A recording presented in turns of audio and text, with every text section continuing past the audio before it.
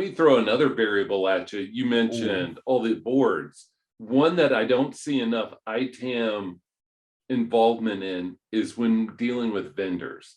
And I think vendors are one of the biggest sources of risk and compliance and transparency and cost that people don't understand. And I don't mean just your cloud vendors. I mean, you decide to offshore something over to another state, country, whatever, there's risk, right?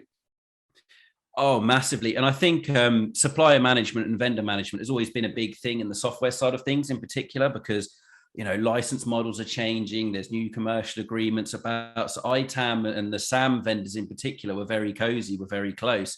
But now hardware vendors are becoming such a key strategic partner. The shortages out there are crazy at the moment, right?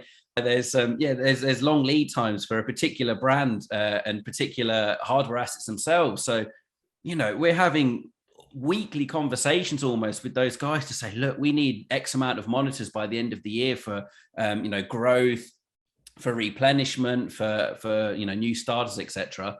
What are the options? Our current standard isn't available anymore. What are you going to bring to the table that's going to meet our requirements? And I've never spoken to hardware vendors as much over the last few years. Before it was mainly software, and hardware was like, yeah, look, you said you're going to deliver it on Monday, you delivered it on Tuesday. Yeah, you're going to have to make sure that you deliver them on time next time. But now it's like, this model's not available, not going to be available for a long time. Okay, what's our alternative? Alternatives aren't available. It's like, need another vendor. We need another vendor quickly. I think you have two choices, right? Need another vendor or start looking on the disposal market.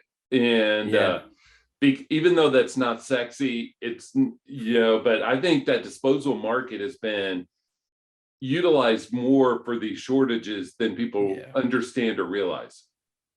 Oh, massively. Completely agree. And sweating out the assets, right? If you've got a hardcore hardware refresh of like every 3 or 5 years, is going, well, hold on, there's too much happening out there in the world at the moment to facilitate that.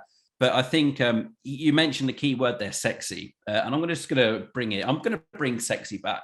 Please. And something that I think that organizations and unfortunately the end users need to get over is that, money doesn't grow on trees for ITAM budgets.